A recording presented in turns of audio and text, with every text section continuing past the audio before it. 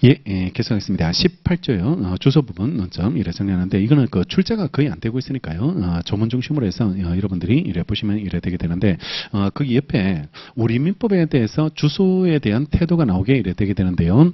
우리 민법은 실질주의를 취하고 있습니다. 반대말이 형식을 가지고 주소를 따지는 게 아니고 생활에 근거되는 곳이라고 해서 실질을 가지고 이래 주소를 이래 판단하게 되고 객관적으로 판단해요. 객관적으로 판단하고 주관적으로 따지지 않습니다. 자기 어떤 생각을 가지고 이래 살았는지 이걸 중요하지 않고 생활에 근거되는 곳을 이래 주소로 이래 보게 되고 복수주의를 취합니다.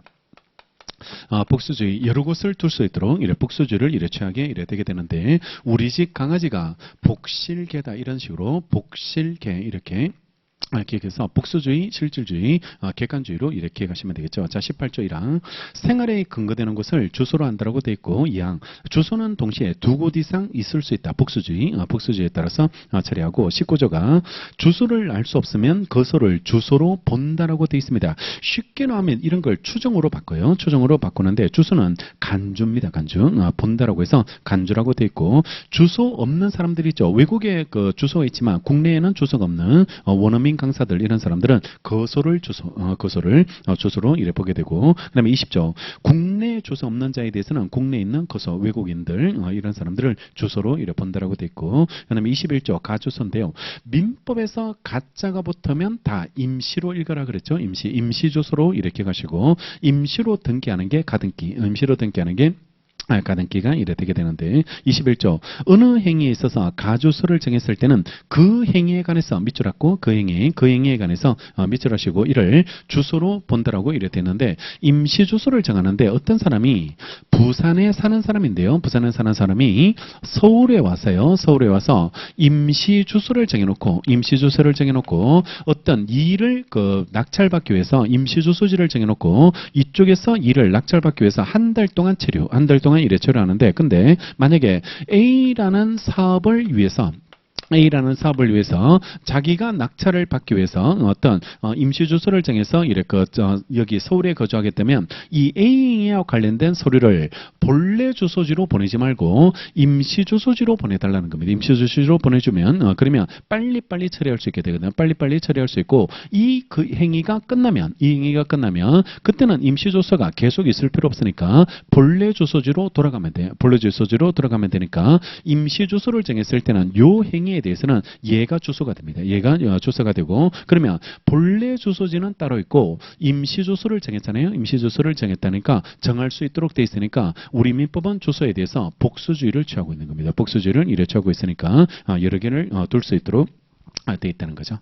자, 그 다음에 제3절 부재 실종으로 가셔서 22조 부재자 재산관리 논점이 이래 나오게 되는데 자, 종래 주소를 떠나가지고 당분간 돌아올 가망이 없는 사람이 부재자, 당분간 돌아올 가망성이 없는 사람이 부재자가 이래 되게 되는데 우리는 여기에서는 어떤 걸 목적으로 해서 이 조문이 만들어졌냐 그러면 이 사람이 돌아온다 돌아오지 않는다 그게 중요한 게 아니고 여기서 부재자 제도는 남아있는 재산이 관리되지 않는다든지 아니면 얘한테 돈 받을 거 있는 이해관계인들 채권자 이런 사람들이 돈을 못 받게 되는 문제가 생길 수 있기 때문에 남아있는 재산관리와 이해관계인을 보호하는 제도가 부재자 제도입니다. 부재자 제도가 이래 되게 되니까 이걸 목적으로 해서 만든 겁니다. 이걸 목적으로 해서 만든 거고 얘가 돌아오든 돌아오지 않든 그거는 관심은 없어요. 관심은 두지 않게 이래 되게 되니까 이해관계인을 보호하고 그리고 지금부터 이해관계인은 앞에 이 세 글자가 생략되어 있습니다. 세 글자가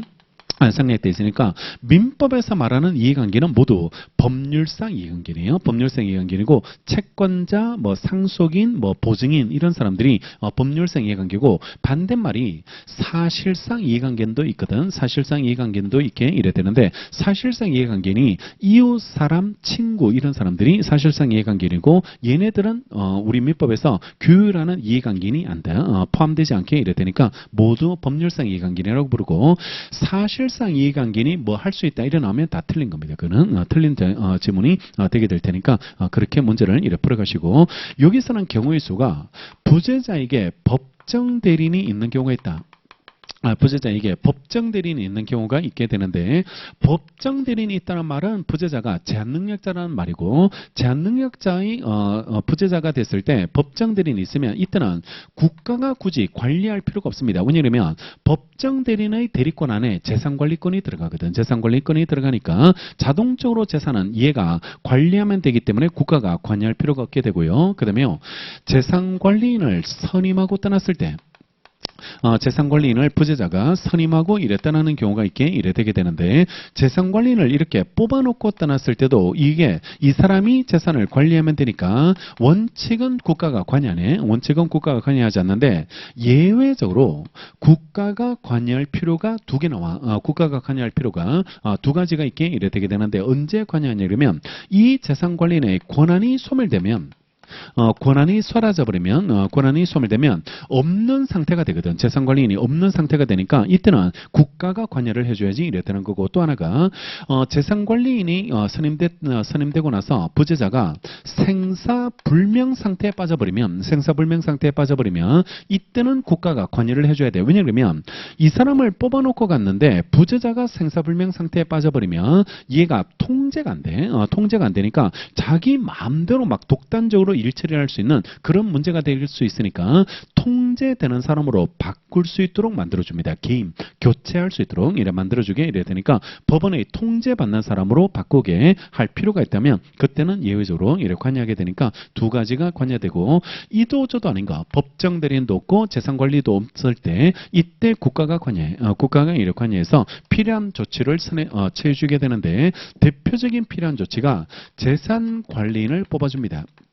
재산관리인을 뽑아줘서 이 사람한테 관리를 맡기는데, 이게 제일 중요한 게 뭐냐면 이걸 뽑아놨을 때 이 사람이 할 수 있는 행위가 있고 할 수 없는 행위가 있거든. 할 수 있는 행위와 할 수 없는 행위, 이걸 구분하는 게 중요하다. 어떤 행위까지 할 수 있는지 이런 것들이 비교하는 게 이래 중요하게 됩니다. 자, 여기까지 20이죠. 보시면 1항 종래 조선하여 거소를 떠난 자가 재산관리인을 정하지 않았을 때요, 법원은 이해관계인이나 검사의 청구에 따라서 재산관리에 관하여 필요한 처분을 명해야 됩니다. 필요한 처분을 명하야지 이랬다는 것으로 처리되고, 이게 부재자가 되기 위해서 생사불명은 요건 아니에요. 생사불명은 요건 아니고 종래 주소를 떠나서 당분간 돌아올 가망성이 없으면 이때는 부재자가 돼. 부재자가 이래 될 테니까 생사불명은 요건이 아니고, 생사불명은 뒤에 나오는 실종선고에서 나오는 요건, 실종선고에서 필요한 요건이 이래 되게 되니까 생사불명은 요건에 들어가지 않고, 직권으로는 필요한 처분을 명하지는 않습니다. 명하지는 않고, 이거 법원이 얼마나 바쁜데 이런 것 다 찾아다니면서 직권으로 명하겠어요. 그러니까 일정한 자가 청구를 해야 됩니다. 이해관계나 검사가 청구했을 때 그때 필요한 처분을 명하도록 돼 있고, 본인의 부재 중에 재산관리인의 권한이 소멸한 때도 같다라고 돼 있죠. 소멸했을 때도 같다라고 돼 있으니까 여기죠. 원래는 재산관리인을 뽑아놓고 떠났을 때는 관여하지 않는데 권한이 소멸하면 없는 거하고 똑같거든. 없는 거하고 똑같이 되니까 그때는 국가가 관여해 주게 되고, 2항 본인이 그 외에요 재산관리인을 정했다면 법원은 본인 재산관리인, 이해관계인 또는 검사의 청구에 따라서 전항의 명령을 취소해 줘야 됩니다. 취소가 돼야지 이래 되게 되니까, 법원에서 재산관리인을 뽑았잖아요. 법원에서 재산관리인을 뽑았으니까 이 사람 권한이 소멸되는 시점도 취소 명령을 받았을 때, 취소 명령을 내렸을 때 권한이 소멸하는 것으로 이래 봐야 되고, 옆에 판례가 부재자가 사망한 게 확인됐어. 사망한 게 확인됐다고 해서 자동 권한이 소멸되지는 않습니다. 자동 권한이 소멸되지 않고 반드시 취소 심판을 따로 받아야 돼. 취소 심판을 이래 따로 받아야지만 그때 권한이 이래 소멸되게 이래야 되니까 선임결정 취소가 별도 있어야 돼. 선임결정 취소가 별도로 이래 필요하게 되고, 사망 확인했다고 해서 바로 권한이 소멸되지는 않습니다. 23조로 가시면 개임요. 부재자가 재산관리인을 정했을 때 부재자의 생사가 분명하지 않으면 법원은 재산관리인, 이해관계인 또는 검사의 청구에 따라서 관리인을 개임, 밑줄 하세요. 할 수 있다게 밑줄, 개임할 수 있도록 이래 돼 있는데, 자, 두 번째, 원래 재산관리인을 선임했다면 법원이 관여하지 않는데 생사불명 상태에 빠지면 그때는 통제되는 사람으로 바꾼다는 겁니다. 통제되는 사람으로 바꾼다. 그게 개임이라고 부른다. 개임이라고 부르고 교체할 수 있도록 돼 있다는 거. 그 다음에 24조 관리인의 직무인데요. 법원이 선임한 재산관리는 관리할 재산 목록을 작성해야지 이래 되는 거고요. 2항 법원은 그 선임한 재산관리인에 대해서 부재자 재산을 보존하기 위해서 필요한 처분을 명할 수 있도록 돼 있고 3항 부재자의 생사가 분명하지 않을 때 이해관계나 검사의 청구가 있을 때 법원은 부재자가 정한 재산관리인한테 전이항의 처분을 명할 수 있도록 이래 돼 있습니다. 원래는 법원이 선임한 재산관리인한테 재산 목록을 작성한다든지 아니면 필요한 처분을 명하게 되는데 예외적으로 일정한 경우에는 이한테도 부재자가 선임한 재산관리인한테도 두 가지를 똑같이 명할 수 있다. 똑같이 명할 수 있게 되게 되는데 생사불명 상태에 빠졌을 때 생사가 분명하지 않을 때는 그때는 부재자가 정한 재산관리인한테도 전이항의 처분을 명할 수 있고 전 사망의 경우에 그 비용은 부재자 재산으로서 지급하도록 해야 되고 자 25조 중요합니다.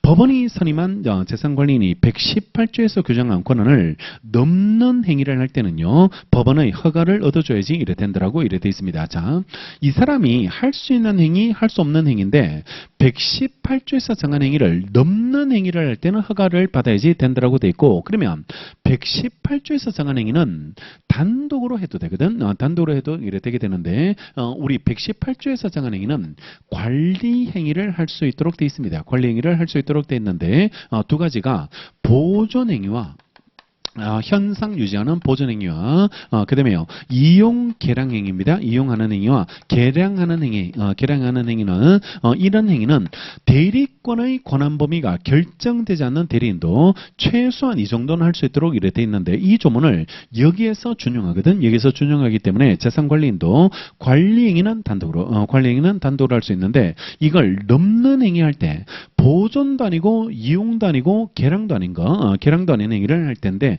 이게 처분행위. 처분행위를 할 때입니다. 처분행위를 할 게 이래 되는 거고 처분행위를 할 때는 그때는 법원에 와서 혼자 해서는 안 되고 허가받고 하라는 겁니다. 허가받고 해줘야지 이래 되고 허가 없이 처분행위는 단독으로 하면 안 돼. 단독으로 하면 안 되니까 118조에서 정한 행위를 넘는 행위할 때는 허가를 받아줘야지 이래 되고 이 허가와 관련해서 판례 논점을 정리하는 게 이래 필요하게 될 테니까 허가와 관련된 판례 논점을 이래 살펴보시는 게 이래 필요하게 되고 자 옆에 보면 허가는 사전 플러스 사후에도 가능하다는 게 이래 판례 입장이 이래 되게 되는데 봐요. 갑이 부재자 을이 재산관리인, 그 다음에 병이 상대방인데, 이 부재자 재산관리인이 부재자 재산을 처분하려고 하면, 그러면, 미리 처분하기 전에 사전에 허가받고 처분해야 되고, 사전에 허가받고 처분해야 되는데, 만약에 허가 없이 부재자 재산을 처분하면, 할 수 없는 행위를 한 거죠. 할 수 없는 행위를 한 게 되니까, 이거는 무건대리 행위가 되죠. 무건대리 행위가 이래 되게 되고, 자, 우리 민법이 무건대리 행위는 우리 민법이 무건대리인이 행했을 때는 확정적 무효로 만들어 놓지 않고요. 확정적 무효로 만들어 놓지 않고 이 사람이 선택할 수 있도록 만들어둬요. 선택할 수 있도록 만들어둔다고 해서 이걸 유동적 무효라고 되는데 무건대리인이 행위하면 본인에게 효과 기속이 안 되죠. 효과 기속이 되지 않게 되는데 근데 무건대리인 행위를 했지만 아주 결과가 좋아. 내가 원하는 결과로서 내가 하더라도 못하는 행위. 예컨대 무건대리인이 제 자동차를 팔아버렸거든. 자동차를 팔아버렸는데 야 이거는 너무 가격을 잘 받아온 거야. 너무 가격을 이래 잘 받아와가지고 이거는 거의 뭐 세차 수준으로 이래 가격을 이래 받아왔을 때 그러면 빨리 팔고 새차 사는 게 낫지. 나한테는 새차 사는 게 이래 낫게 될 테니까 이거는 무건대리인 행위에 따를지라도 내가 효과를 받겠다고 말할 수 있거든. 효과를 받겠다고 말할 수 있으니까 이거 추인할 수 있게 됩니다. 무건대리 행위를 추인할 수 있게 이래 되고 반대로 무건대리인이 그걸 팔아버렸을 때 나는 그 효과를 받지 않겠다고 말할 수 있거든. 그러니까 그 가격으로 자동차를 팔 수는 없거든. 자동차를 팔 수 없으니까 반대로 나는 추인하지 않겠다라고 해서 추인을 이래 거절할 수 있도록 선택할 수 있게 됩니다. 선택할 수 있게 이래 되는데 그러면 여기 무건대리가 돼버리죠. 처분행위 할 때는 허가가 반드시 있어야 되는데 허가 없이 처분행위하면 무건대리가 되지만 나중에 법원에 가서 이걸 받으면 이 허가가 추인의 의미로 내려질 수 있다는 겁니다. 추인의 의미로 이래 내려질 수 있으니까 그러니까 사전에 허가를 받아야 되는 게 아니고 팔고 나서 나중에 사후에 허가 받더라도 이 의미로도 허가가 내려질 수 있기 때문에 이것도 이렇게 가능하게 됩니다. 따라서 장래 처분행위뿐만 아니라 과거 처분행위를 추인하는 의미로도 허가가 이래 내려질 수 있게 이래 되니까 꼭 미리 허가 받아야 될 걸 요건이 아닙니다. 요건이 이래 되지 않고 추인의 의미로도 허가가 내려질 수 있게 이래 되고 그다음에요. 두 번째로 나오는 게 이 허가 받고 처분행위 했다 할지라도 이 부재자는 재산권리는 부재자를 위한 행위만 할 수 있습니다. 왜냐하면 법원에서 얘를 뽑아놓으면 얘를 위한 행위만 할 수 있는 것으로 이렇게 되어 있는 거지 부재자 재산관리인이 다른 사람을 위해서는 행위를 못하죠. 행위를 할 수 없게 되니까 허가받은 행위도 부재자를 위한 처분만 유효고 다른 사람을 위해서 처분행위하면 이거는 무효입니다. 무효가 이래 되게 되니까 부재자를 위한 처분만 유효가 되는 것으로 처리되고 마지막이 재산의 매각에 관해서 허가를 얻었다면 담보 제공할 때는 다시 허가를 받을 필요가 없게 이래 된다는 거. 그러니까 이미 매각 처분하는 거에 대해서 허가를 받았다면 처분하지 않고 그걸 담보로 제공했다 할지라도 그거는 포함관계로 봐야 되거든. 포함관계로 봐야 되기 때문에 이런 것들은 다시 허가를 재차 받을 필요가 없게 이래 되게 됩니다. 그래서 사전에 허가 받는 것뿐만 아니라 나중에 처분행위하고도 사후에 허가 받는 것도 가능하게 이래 되고 일단은 조문구조가 먼저 잡혀야 돼. 조문구조가 먼저 잡혀야 되는데 관리행위는 단독으로 관리행위라는 게 보존행위, 이용결항행위 이런 것들은 단독으로 하고 이걸 넘는 행위할 때는 허가 필요하다라고 이렇게 가시고 처분행위가 반드시 허가가 필요한 행위로 평가하시면 되고 그 다음에 26조 법원은 그 선임한 재산관리인의금 재산관리 및 반환에 관하여 상당한 담보를 제공하게 할 수 있고요. 그 다음에 2항 그러니까 이 재산관리인도 이놈도 이렇게 뽑아놓으면 세상에 사람이 믿을 수 있는 게 아니거든. 믿을 수 있는 게 아니니까 이놈이 재산을 챙겨가지고 또 도망을 가버리는 그런 문제가 생길 수 있으니까 담보 제공을 요구하는 것. 이런 것도 가능하게 되고 2항 법원은 그 선임한 재산관리인에 대해서 부재자 재산으로서 상당한 보수, 무보수로 일할 수 없으니까 보수를 줘야 되고 이때 보수는 부재자 재산에서 줘야 되고요. 그 다음에 3항 전 2항의 규정은 부재자의 생사가 분명하지 않았을 때 부재자가 정한 재산관리인한테 준용하도록 되어 있습니다. 준용하도록 되어 있으니까 여기까지가 여기까지 부재자로서 권한범위 재산관리인이 할 수 있는 거, 할 수 없는 거 이런 것들 권한범위 논점들 이렇게 정리하는 게 중요하게 됩니다. 자, 그 다음에 실종선고는 좀 정리하게 되는데요. 실종선고는 요건하고 그 다음에요. 실종선고가 내려지기 위한 요건과 그 다음에 취소 심판까지 한 번에 정리해야 됩니다. 같이 나와. 이게 실종선고 요건도 나오고 취소 심판도 같이 출제가 이래 되게 되니까 한꺼번에 정리하는 게 이래 필요하게 되는데 참. 한눈에 볼 수 있도록 이렇게 정리해드리면 먼저 실종선고가 내려지려면 이게 부재자하고 다르게 생사불명이 필요해요. 생사불명이 필요하고 생사불명기간이 지나야 돼요. 생사불명기간이 지나야 되는데 몇 년 지나야 될지가 보통 실종의 경우는 5년이 지나야지만 청구할 수 있게 되고 특별실종이라고 해서 사망의 개연성이 높은 경우가 있습니다. 사망의 개연성이 보통보다는 높은 경우에는요. 그때는 1년 지나야지 실종선고를 청구할 수 있으니까 5년, 1년이 이래 지나줘야지 이래 되고 그 다음에 이것도 반드시 일정한 자가 청구를 해줘야 됩니다. 청구를 해줘야 되는데 여기에서 실종선고를 청구하려면 이해관계인이나 검사가 청구할 수 있도록 이래 돼 있는데 여기서 이해관계는 아까 봤던 부재자 재산관리에 나왔던 이해관계인보다 더 좁아요. 그러니까 법률상 이해관계를 가지고 있다고 해서 다 청구할 수 있는 게 아니고 실종선고를 직접 money로 해서 이익받을 수 있는 사람만 그 사람만 청구를 해줘야지 되고 따라서 선순위 상속인이 있을 때 후순위 상속인은 이거 청구 못해. 왜냐 그러면 상속이 개시됐을 때 1번이 먼저 받거든. 1번이 먼저 받고 1번이 1번이 없어야지만 후순위 2번으로 넘어오게 되는데 후순위 상속권자는 선순위 상속인이 있으면 상속을 아예 못 받거든. 받을 수 없으니까 그거는 직접적 이해관계가 없어요. 직접적 이해관계가 없어서 청구할 수 없다는 게 판례 쟁점이고 그다음에요. 이 실종선고를 청구하면 공시최고 기간을 거칩니다. 공시최고. 신문 광고 같은 걸 내요. 신문 광고 같은 걸 내보고 6개월 동안 기다려봅니다. 6개월 동안 이렇게 기다렸다가 6개월 동안 기다렸는데 광고를 내고 6개월 동안 연락을 기다렸는데 연락이 없으면 그때 실종 선고를 내리게 됩니다. 실종 선고를 이래 되게 되는데 자 지금부터 실종 선고를 받으면 사망 간주되거든. 사망 간주가 이래 되게 되는데 언제 사망 간주되냐 그러면 민법이 여기에서 선고시로 보지 않고요. 선고시로 보지 않고 이걸 소급시켜서 실종 기간이 만료했을 때 실종 기간 만료한 때가 5년 1년 지났을 때 5년 1년 지났을 때 그러니까 실종 기간이 만료했을 때요.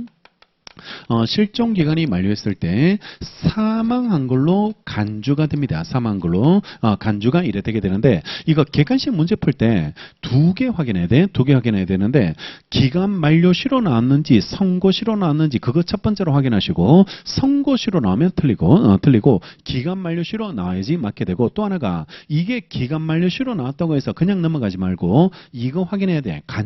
간주를 확인해야 되고 이걸 또 추정으로 바꿔서 또 오답으로 만들거든. 그래서 실종기간 만료시 사망 추정한다. 이래 만들게 되면 그게 오답이라고. 오답이 되니까 두 개 확인해요. 두 개 확인하고 문제를 이래 풀 수 있도록 하고 이거 간주기 때문에 입증만으로 효과를 번복할 수 없고 반드시 취소 심판을 별도로 받아야 됩니다. 별도로 이래 받아야 되고 자 그다음에요.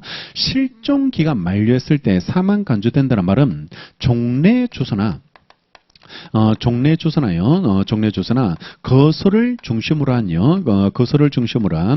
사법적 법률 관계만요. 사망 간주 처리돼요. 사법적 법률 관계만 사망 간주 처리 사망 간주로 처리가 이래 되게 되는데 종래 주소를 중심으로 한 사망 간주된다는 말은 대개 사람들은 종래 주소를 중심으로 해서 혼인도 하게 되고 재산도 남겨놓거든. 재산도 남겨놓게 되는데 그때 종래 주소를 중심으로 해서 사망 간주시키니까 재혼도 할 수 있고 상속도 일어나게 되는 거야. 상속도 일어나게 이래 되는데 여기서 이게 혼동을 주는 게 종래 주소를 중심으로 한 이렇게 표현하고 있으니까 이게 꼭 장소적 의미처럼 읽히거든. 장소적 의미처럼 읽히니까 그러니까 이 사람이 다른 곳에서 법률행위 하는 거는 가능하고 돌아와서 어떤 법률행위를 할 수 있는지가 이런 문제되는데 이걸 액면 그대로 주소를 중심으로 이래 나오니까 이 동네에서 이렇게 읽어버리면 이 동네에서는 사망이니까 아무런 행위를 못해. 아무런 행위를 할 수 없게 되는데 그런 게 어디 있겠어. 그러면 그 사람은 이 동네에서는 할 수 없고 옆에 봉천동 가면 할 수 있고 뭐 이렇게 해가지고 그러면 신림역에서는 출발해가지고 봉천동에서는 얘가 심장이 뛰고 있다가 신림에 도착하는 순간 사망 쭉 삐 소리가 나게 되는 그런 문제가 되는데 그런 게 어디 있겠냐고. 그러니까 이런 거는 권리 능력을 박탈하는 제도가 아니기 때문에 돌아와서 법률관계 맺는 거는 다 되고 종래 주소를 중심으로 한다는 거는 그 주소를 중심으로 맺었던 재산이나 신분관계를 사망 일으키겠다는 겁니다. 사망 일으켜서 재혼할 수 있고 혼인할 수 있도록 또 상속을 받을 수 있도록 해주는 거지 장소적 개념은 아니야. 장소적 개념은 되지 않고 그리고 사법적 법률관계만 사망 간주가 되기 때문에 반대말 공법적 법률관계 범죄 행위를 했다든지 선거권 비선거권 이거는 상관없습니다. 이거는 여전히 범죄 저질러도 처벌된다는 거 이런 것들은 당연히 이래 처벌을 받게 이래 되고 자 그다음에요. 이 사람이 살아 돌아왔다는 것만으로 효과가 번복되지 않는다. 간주기 때문에 살아 돌아왔다는 것만으로 번복되지 않고 이 사람이 실종 선고를 취소 심판을 받아야지만 취소 심판을 받아야지만 이거 실종 선고 효과가 번복이 이래 되고 사라지기 이래 되게 되는데 자 그러면 실종 선고 취소를 청구할 때는요. 취소를 청구할 때는 이게 공시착오를 굳이 거칠 필요 없죠. 살아 돌아왔는데 또 뭐 6개월 동안 담배 피면서 기다렸다가 그다음에 실종 선고 취소해야 되고 이렇게 할 필요 없이 그냥 바로 취소해 주면 되고 공시착오 이래 필요 없게 되는데 오답률 되게 높아. 이래 취소 심판할 때 공시착오 거쳐야 된다 이래 나오니까 이게 오답률이 되게 높더라고. 그러니까 공시착오에 동그라미 꽂히고 또 6개월 나오면 미쳐. 그러니까 또 6개월 또 맞췄다고 뿌듯하게 이래 생각하게 이래 되는데 취소는 필요 없습니다. 취소는 이래 필요 없게 이래 될 테니까 그런 것들 조심하시고 취소되면 효과가 원칙은 없었던 상태로 돌아갑니다. 소급무효. 없었던 상태로 이래 소급무효로 바뀌게 되는데 이게 그 절차법상 취소니까 소급표가 없어야 되는 거 아닙니까? 라고 그렇게 말하는 교수님도 있는데 여기서 예외 조문이 두 개 나오거든.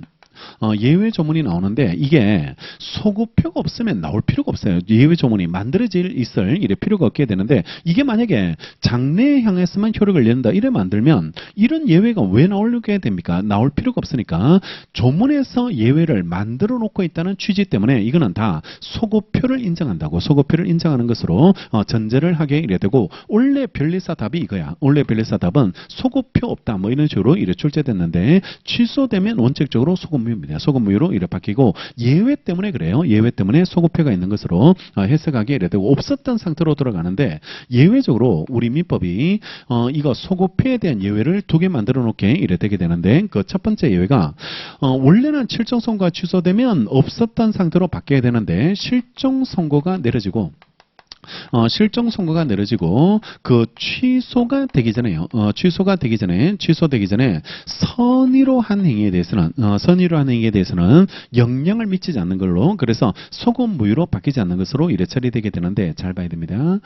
실종 선고를 받았을 때 사망 간주되는 시점은 여기입니다. 실종 기간 만료 시에 사망 간주되도록 되어 있는데 실종 선고가 취소됐을 때 소급무효에 대한 예외는 여기서 행위를 해야 돼요. 여기서 선고되고 나서 취소되기 전에 이 부분에 대해서 행위했을 때만 여기에서 행위했을 때만 소급무효에 대한 예외가 되고 실종기간 만료되고 나서 행위한 거 이런 것까지 다 예외가 아닙니다. 여기까지 예외가 되지 않고 여기서 행위했을 때만 선고되고 나서 취소되기 전에 선의로 했을 때만 이때만 영향을 받지 않는 것으로 이래 돼 있다는 거 그렇게 이렇게 가시고 그 다음에 두 번째가 실종 선고를 직접 원인으로 이익받은 자 실종 선고를 직접 원인으로 해서 이익받은 자가 있게 이래 되는데 대개 상속인이죠. 상속인을 말하게 이래 되게 되는데 얘는 실종 선고가 취소되면 언제나 돌려줘야 됩니다. 아빠한테 언제나 이래 돌려줘야 되는데 다만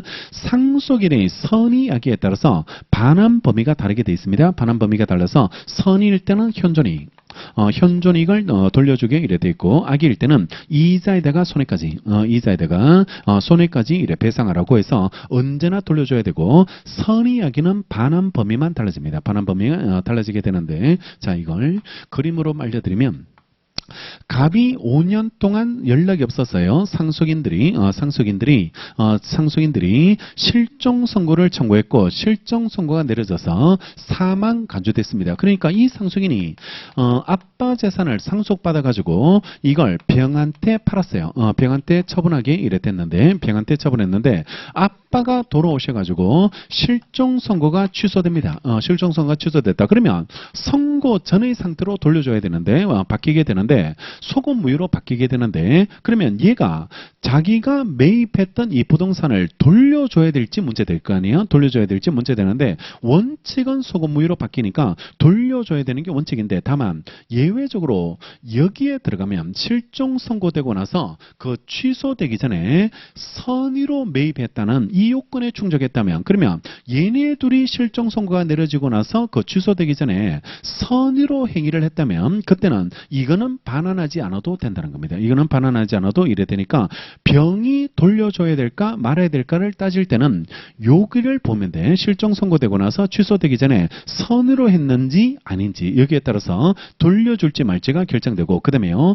실종 선고를 직접 원인으로 해서 이익받은 자요. 그러면 이게 실종 선고가 내려졌을 때 이걸 원인으로 해서 직접 원인으로 해서 이익받은 자는 을을 말하거든. 상속인을 말하게 되는데 얘는 실종 선고가 취소되면 언제나 줘야 돼. 언제나 이래 돌려줘야 되고 다만 선인지 악인지에 따라서 범위는 달라집니다. 범위는 이래 달라지게 되니까 선일 때는 현존이 악일 때는 이자에다가 손해배상이 이래 되게 되니까 을의 적용을 받는 조문이 2항이고 병의 적용을 보호가 될지 말지 이걸 따지는 게 29조 1항 단서 실종 선고 취소되기 전에 선의로 했는지 아닌지 그렇게 이래 판단하게 되게 될 테니까 누가 어떤 조문에 따라서 적용에 따라서 돌려줄지 말지를 이래 판단하시면 이래 될 테니까 여기까지 이렇게 가고 그리고 실전에다가 보면 사례 문제를 먼저 풀 필요 없거든. 사례 문제를 먼저 풀 필요 없고 나머지 문제를 먼저 풀고 돌아와서 사례 문제를 풀게 되는데 이거는 그냥 푸세요. 이거는 이렇게 그냥 푸시고 이거는 사례 문제 축에 안 들어가니까 그러니까 이거는 그냥 시간 라인에 따라서 그냥 바로바로 대입해서 풀어버리게 되면 되니까 이거는 제끼면 안 되고 그냥 바로 맞춰야 돼. 맞춰야지 이래 이래 되고 이거 말고 이제 법인부터 사례 나오면 그때부터는 넘겨. 그거는 미리 풀지 말고 굳이 시간을 크게 쓸 필요 없이 맞출 거 우리가 골라서 풀어버리면 돼. 골라서 풀어버리면 이래 될 테니까 실전에 들어가서는 그런 형태로 이래 정리하시고 이거는 사례 문제 축이 안 되니까 이걸 전체적으로 외우고 이걸 그림 그려가면서 기억날 수 있도록 이렇게 정리하고 자 조문으로 정리해드리면 27조 실정선고인데요. 요건 1항 부재자의 생사가 5년 동그라미 하고 5년간 분명하지 않을 때 법원은 이해관계인이나 검사의 청구에 따라서 실정선고를 해야 되고요. 그 다음에 2항 점지에 임한 자, 침몰한, 선박 중에 있던 자, 추락한, 항공기 중에 있던 자, 기타 사망의 원인이 될 위난을 당한 자의 생사가 정쟁 종지라고 되어 있죠. 종료로 읽으시면 됩니다. 종지되고 나서 또는 선박의 침몰 항공기 추락, 기타 위난이 종료하고 나서 1년 동그라미 하고 분명하지 않은 때도 제1항과 같다라고 이렇게 있는데요. 그래서 위에가 일반적인 실종 선고의 선고 기간이 보통 실종은 5년이고요. 2항이 사망의 기한성이 조금 더 높은 거 이런 것들이 특별 실종이 되고 특별 실종의 경우는 1년이 이래 지나야지 되게 되고 옆에 그 요건이 정리되어 있는데 실질적 요건으로서 보통 실종 5년, 특별 실종 1년이고 형식적 요건으로 이해관계인이나 검사의 청구가 있어야 되고 청구 기간은 제한 없다라고 되어 있는데 봐요.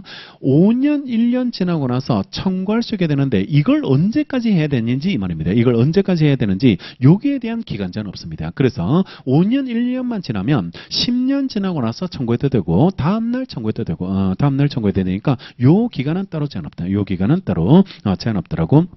기억하고 법률상 이해관계가 있어야 되는 법률상 이해관계가 필요하게 이건 똑같고요. 배우자 상속인 이런 사람이고 중요한 거는 1순위 상속인이 있을 때 후순위 상속인은 이거 청구 못해. 그러니까 직접적 이해관계가 있어야 돼. 직접적 이해관계가 있어야 되니까 아무런 실종 선고 받더라도 자기가 상속을 못 받으면 이거는 청구할 필요가 없다는 겁니다. 직접적 이해관계가 있을 때만 그때만 청구가 이래 되게 되고 그 다음에 밑에 가족관계 등록부에 사망으로 기재되어 있는 사람은 실종 선고 못합니다. 실종 선고를 못하는데 자봐.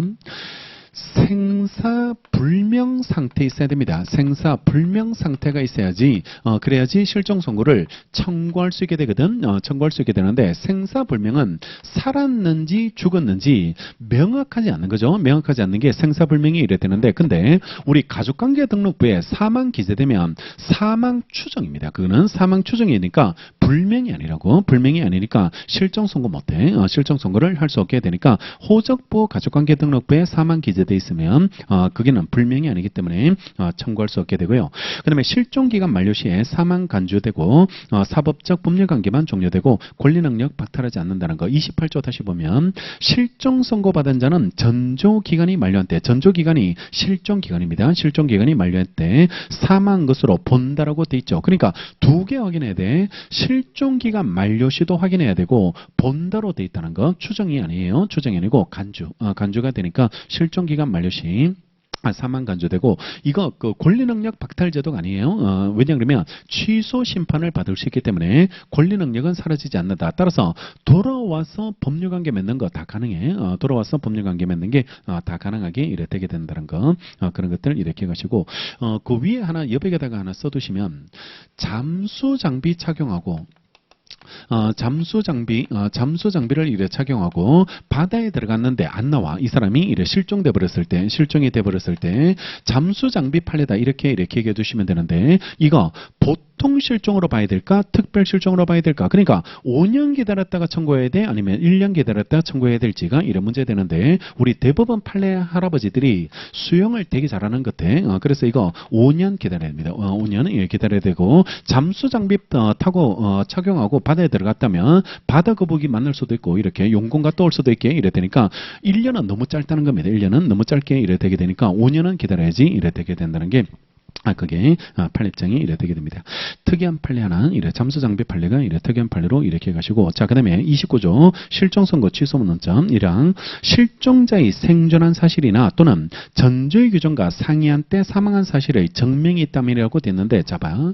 이 사람이 살아 돌아왔을 때도 취소할 수 있게 되는데, 살아 돌아온 게 아니고 다른 시점에서 사망했을 때, 다른 시점에서 사망한 게 확인됐을 때도 그때도 취소합니다. 왜냐하면 여기서 사람이 죽을 때와 여기서 사람이 죽을 때가 상속인이 똑같지 않거든. 똑같지 않을 수도 있게 이래 되기 때문에 여기서 상속받는 사람과 여기서 상속받는 사람이 달라질 수 있거든. 달라질 수 있게 이래 되고 또 법도 옛날의 상속법과 지금 상속법이 달라요. 지금 상속법이 다르기 때문에 어느 시점에 사망했는지에 따라서 상속법이 다르게 적용되거든. 상속법이 다르게 적용되기 때문에 이거 취소할 필요가 있습니다. 취소할 필요가 있게 이래 되게 되고 자 그다음에요. 법원은 본인 이해관계인 또는 검사 청구에 따라서 실종 선고를 취소해야 돼요. 실종 선고를 이래 취소해야지 이래 되고 자 그다음에요. 그러나 밑줄 실종 선고 후 그 취소 전에 선의 고기 밑줄 실종 선고 후 그 취소 전에 선의라는 행위의 효력에는 영향을 미치지 않는다고 돼 있죠. 영향을 이래 미치지 않는 것으로 이래 돼 있습니다. 그러니까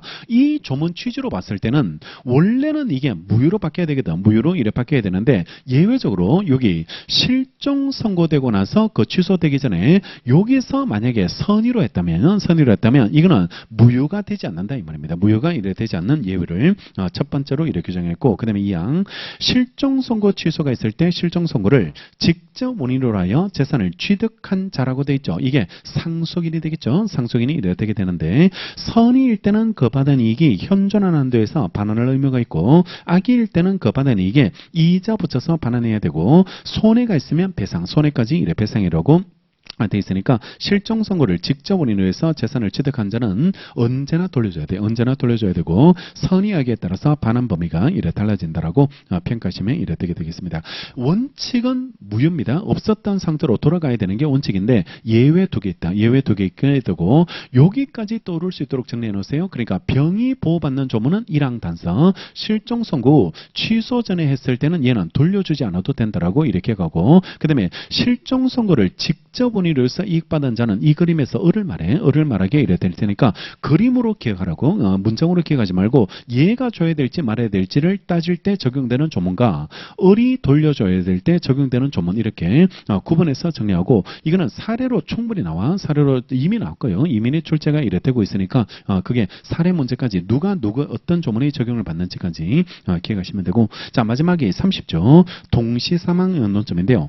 2인 이상이 동일한 원인으로 사망했을 때 동시 사망 이거는 추정에다가 점을 찍어 놓자. 추정에다가 동시 사망은 추정입니다. 동시 사망은 추정이고 간주가 아니네요. 간주가 되지 않게 이래 되니까 동시 사망이 추정되는 조문을 기억하고 입증 곤란 문제를 해결하기 위해서 사람이 같이 죽지는 못해. 같이 죽을 수는 없게 되는데 근데 누가 먼저 죽었는지 밝힐 수 없을 때 이게 분쟁 해결이 끊임없이 일어날 수 있는 그런 문제가 되니까 분쟁 해결을 쉽게 만들기 위해서 동시에 사망하면 일단 같이 죽은 걸로 추정시켜버리겠다. 같이 죽은 걸로 추정시켜서 분쟁을 사전에 방지하고 다만 추정이기 때문에 입증하면 바꿀 수 있습니다. 입증을 통해서 이래 달라질 수 있게 이래 되니까 누가 먼저 죽었다는 걸 밝혀내면요. 그때는 자기한테 유리한 결과를 얻을 수 있게 이래 되게 되는 것으로 그렇게 정리해 두시면 되겠습니다.